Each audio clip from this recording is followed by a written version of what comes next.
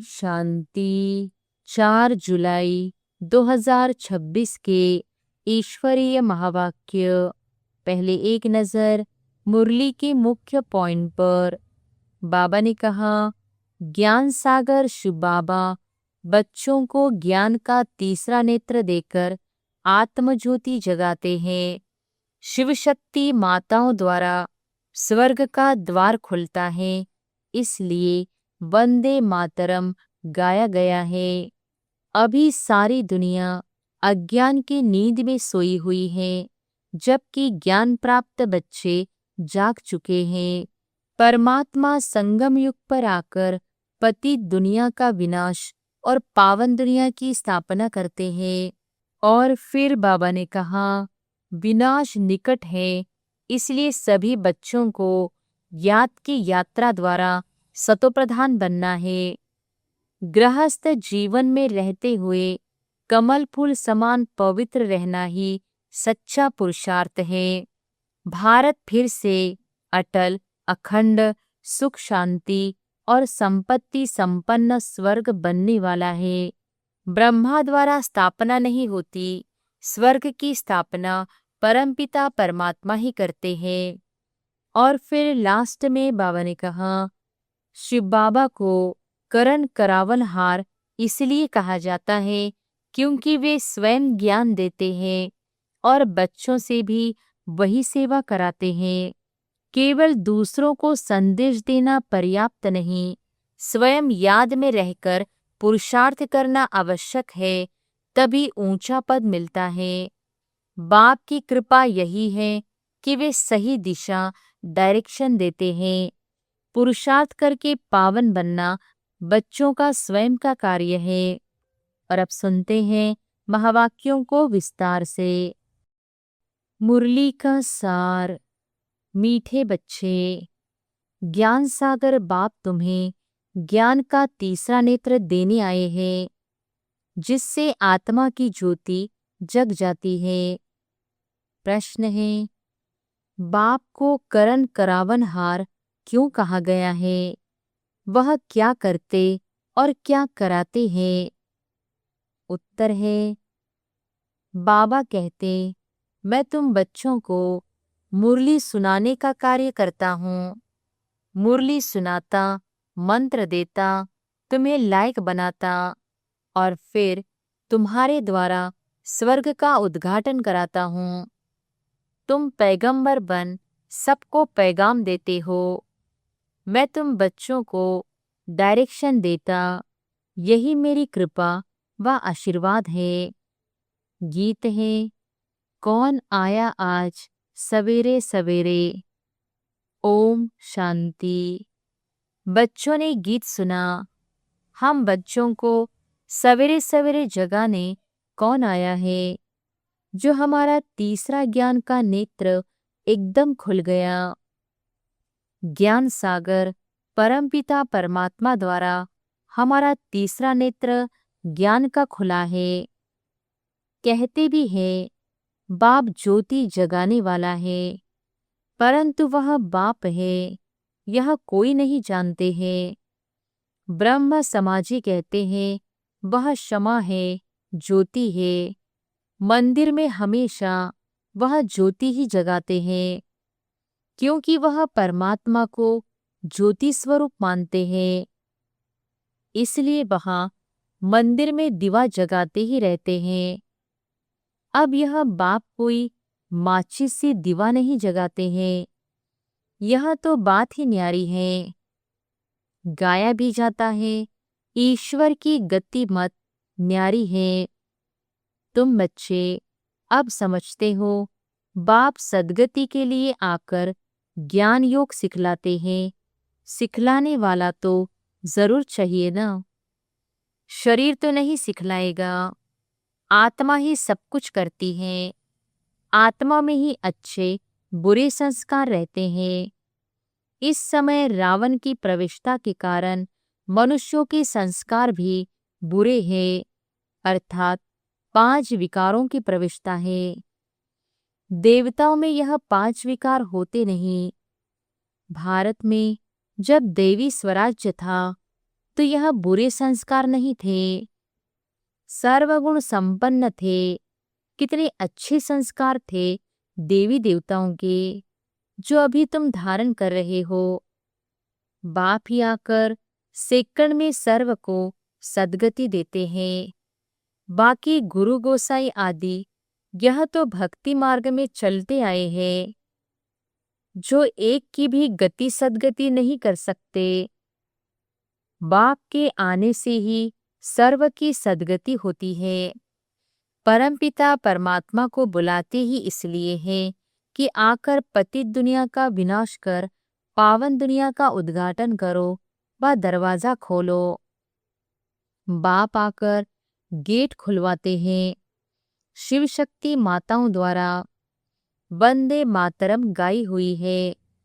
इस समय की कोई भी माता की वंदना नहीं की जाती, क्योंकि कोई भी श्रेष्ठाचारी माता नहीं है। श्रेष्ठाचारी उनको कहा जाता है जो योगबल से पैदा हो। लक्ष्मी नारायण को श्रेष्ठाचारी कहा जाता है। भारत में देवी देवता जब थे तो भारत श्रेष्ठाचारी था। इन बातों को मनुष्य तो जानते ही नहीं, वह अपने ही प्लान बना रहे हैं। गांधी भी रामराज्य चाहते थे। इससे सिद्ध है कि रावण राज्य है। भारत पतित है, परंतु राम राज्य स्थापन करने के लिए तो बेहद का बापूजी चाहिए, जो रामराज्य की स्थापना और रावण राज्य का विनाश करे। बच्चे जानते हैं रावण राज्य को अब आग लगनी है। सभी आत्माएं अज्ञान अंधेरे में सोए हुए हैं। तुम जानते हो, हम भी सोए हुए थे, बाप ने आकर जगाया है। भक्ति की रात पूरी हुई, दिन शुरू होता है। रात पूरी हो, अब दिन हो रहा है। बाप संगम पर आया हुआ है, बच्चों को दिव्य दृष्टि और ज्ञान का तीसरा नेत्र देने, जिससे तुम सारे विश्व को जान चुके हो। तुम्हारी बुद्धि में बैठा हुआ है कि यह बना बनाया अविनाशी ड्रामा है, जो फिरता ही रहता है। अभी तुम कितना जाग गए हो, सारी दुनिया सोई हुई है। अभी तुम बच्चों को सारे विश्व के आदि मध्य अंत, मूल वतन, सूक्ष्म वतन, स्थूल वतन का पता है। बाकी सारी दुनिया कुंभकर्ण की अज्ञान नींद में सोई हुई है। यह किसको पता नहीं कि पतित पावन कौन है। पुकारते हैं, हे पतित पावन आओ। यह नहीं कहते कि आकर सृष्टि के आदि मध्य अंत का राज समझाओ। बाप कहते हैं, तुम इस सृष्टि चक्र को समझने से ही चक्रवर्ती राजा बनते हो, याद से ही पावन बनते हो। यह भी जानते हो, बिना सामने खड़ा है, लड़ाई भी होनी है। बाकी कौरव पांडवों की लड़ाई नहीं हुई। पांडव कौन थे, यह भी किसको पता नहीं। सेना आदि की कोई बात ही नहीं। तुम्हारी तरफ है साक्षात पारलौकिक परमपिता। उस बाप से ही वर्षा मिलता है। तुम जान गए हो, श्री कृष्ण की आत्मा 84 जन्म भोग अब फिर बाप से वर्षा ले रही है। वर्ल्ड की हिस्ट्री ज्योग्राफी रिपीट होती है। अब तुम बच्चों को विनाश के पहले सतो प्रधान जरूर बनना है। गृहस्थ व्यवहार में रहते कमल फूल समान पवित्र रहना है। गाया भी हुआ है भगवान वॉच, गृहस्थ व्यवहार में रहते यह एक जन्म पवित्र बनो। पास्ट इज पास्ट, यह तो ड्रामा में नोंद है। सृष्टि को सतोप्रधान बनना ही है। यह ड्रामा की भावी है, ईश्वर की भावी नहीं। ड्रामा की भावी ऐसी बनी हुई है, सो बाप बैठ समझाते हैं। आधा कल्प जब पूरा होता है तब बाप आते हैं। बाप कहते हैं, जब रात पूरी हो, दिन शुरू होता है, तब ही मैं आता हूँ। शिवरात्रि भी कहते हैं ना, शिव के पुजारी शिवरात्रि को मानते हैं। गवर्नमेंट ने तो हॉलिडे भी बंद कर दिया है, नहीं तो कम से कम 1 मास हॉलिडे चलनी चाहिए। कोई को भी पता नहीं, शिव बाबा सर्व की सद्गति करने वाला है। वही सर्व का दुख हरता, सुख करता है। उनकी जयंती तो बड़े धूमधाम से 1 मास सब धर्म वालों को मनानी चाहिए। खास भारत को बाप डायरेक्ट आकर सद्गति देते हैं। जब भारत स्वर्ग था तो देवी देवताओं का राज्य था। उस समय और कोई धर्म ही नहीं थे। देवताएं विश्व के मालिक थे, कोई पार्टीशन आदि नहीं थे। इसलिए कहा जाता है, अटल अखंड सुख शांति संपत्ति का देवी राज्य फिर से हम प्राप्त कर रहे हैं। बेहद के बाप से बेहद का वर्षा 5000 वर्ष पहले भी मिला था। सूर्यवंशी चंद्रवंशी राज्य में कोई दुख का नाम नहीं था। गाया भी जाता है, राम राजा राम प्रजा। वहां अधर्म की कोई बात नहीं। बाबा ने तुम्हें ब्रह्मा और विष्णु के बारे में भी समझाया है कि इन दोनों का आपस में क्या संबंध है। ब्रह्मा की नाभि से विष्णु निकला। यह कैसा वंडरफुल चित्र बनाया है। बाप समझाते हैं, यह लक्ष्मी नारायण ही अंत में आकर ब्रह्मा सरस्वती जगदम्बा जगत पिता बनते हैं, जो दोनों फिर विष्णु अर्थात लक्ष्मी नारायण बनते हैं। बाप बैठ समझाते हैं, जो भी चित्र देखते हो इनमें कोई भी यथार्थ नहीं है। शिव का बड़ा चित्र बनाते हैं, वह भी अयथार्थ है। भक्ति के कारण बड़ा बनाया है, नहीं तो बिंदी की पूजा कैसे हो सकती। अच्छा, फिर ब्रह्मा विष्णु शंकर के लिए भी समझ नहीं सकते। त्रिमूर्ति ब्रह्मा कह देते हैं। ब्रह्मा द्वारा स्थापना, विष्णु द्वारा पालना, यह भी कहते हैं, परंतु ब्रह्मा तो स्थापना करते नहीं हैं। स्वर्ग की स्थापना ब्रह्मा करेंगे नहीं, स्वर्ग की स्थापना तो परमपिता परमात्मा ही करते हैं। यह आत्मा तो पतित है, इनको व्यक्त ब्रह्मा कहा जाता है। यही आत्मा पावन बन जाएगी और चली जाएगी। फिर सतयुग में जाकर नारायण बनते हैं। जो प्रजापिता ब्रह्मा जरूर यहाँ चाहिए ना, चित्र फिर वहां दे दिए हैं। जैसे यह ज्ञान के अलंकार वास्तव में है तुम्हारे, परंतु विष्णु को दे दिए हैं। नवधा भक्ति में भी साक्षात्कार होता है। मीरा का भी नाम गाया हुआ है ना। पुरुषों में नंबर 1 भक्त है नारद, माताओं में मीरा गाई हुई है। तुम अभी नारायण अथवा लक्ष्मी को वरने के लिए यह ज्ञान सुन रहे हो। तुम्हारा ही स्वयंवर होता है। नारद के लिए भी दिखाते हैं। सभा में आकर कहा, हम लक्ष्मी को वर सकते हैं। अभी लक्ष्मी को वरने लायक तुम बन रहे हो। बाकी वह तो सब है भक्ति मार्ग की कथाएं। बाप रियल बात बैठ समझाते हैं। लक्ष्मी सतयुग में, नारद भगत द्वापर में।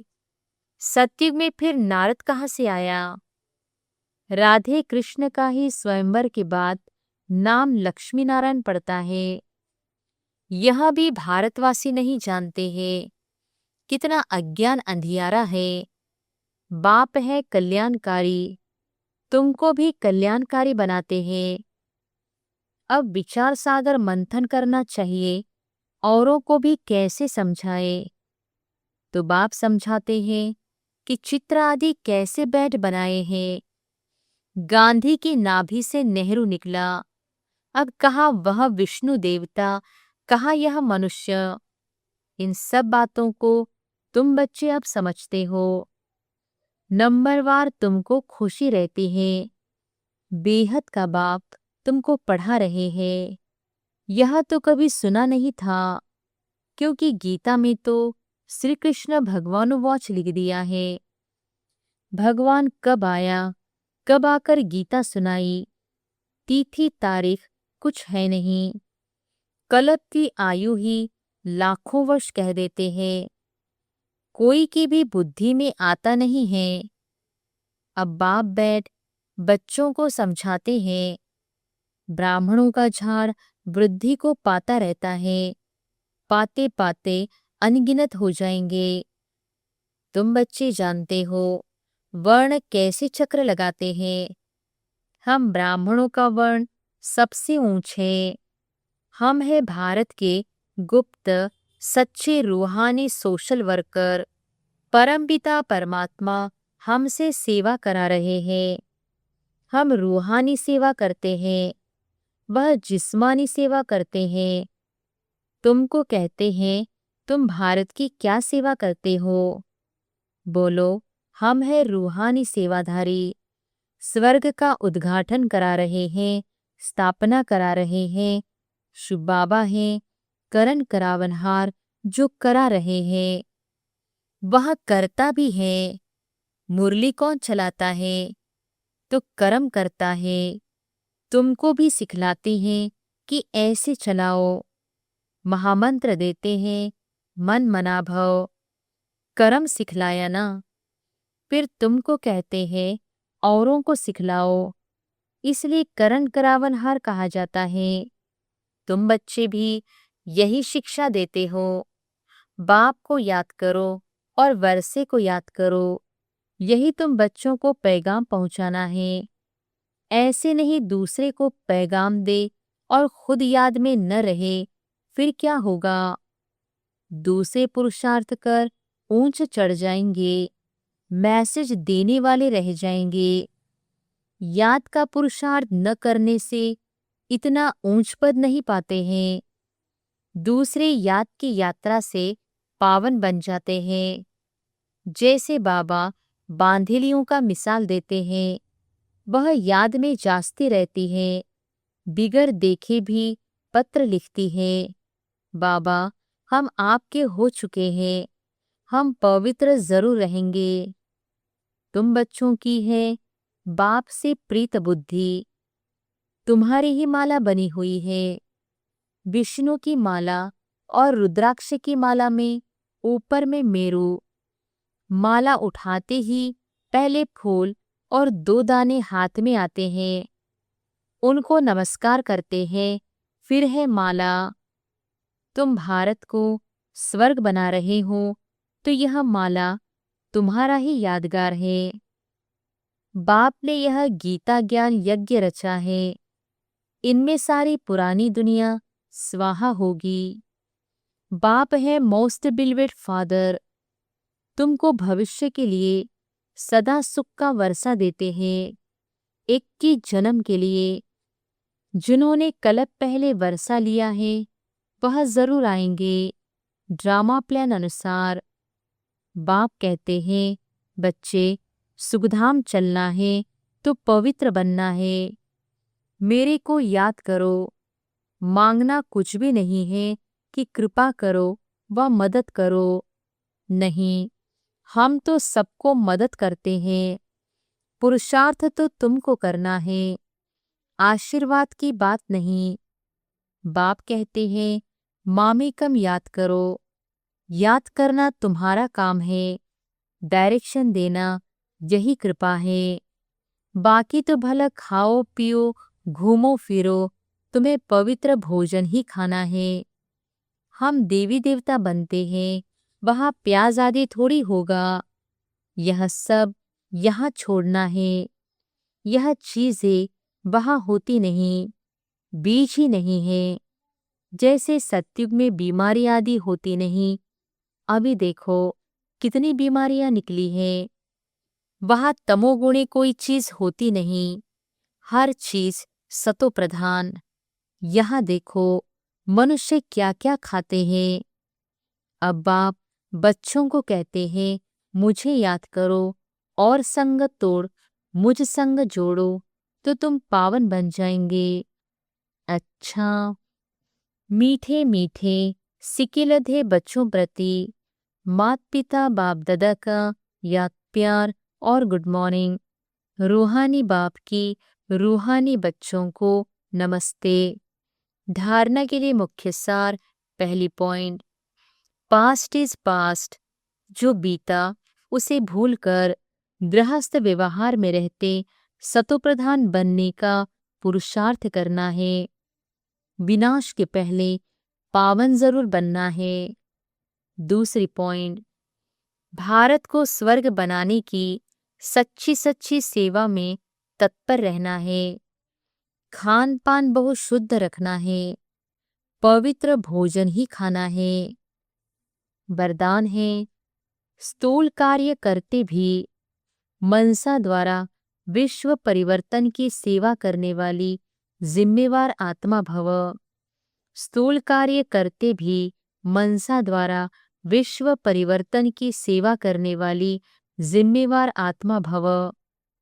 कोई भी स्थूल कार्य करते सदा यह स्मृति रहे कि मैं विश्व की स्टेज पर विश्व कल्याण की सेवा अर्थ निमित्त हूँ। मुझे अपनी श्रेष्ठ मनसा द्वारा विश्व परिवर्तन के कार्य की बहुत बड़ी जिम्मेवारी मिली हुई है। इस स्मृति से अलबेलापन समाप्त हो जाएगा और समय भी व्यर्थ जाने से बच जाएगा। एक एक सेकंड अमूल्य समझते हुए विश्व कल्याण के व जड़ चैतन्य को परिवर्तन करने के कार्य में सफल करते रहेंगे। स्लोगन है, अभी योद्धा बनने के बजाय निरंतर योगी बनो।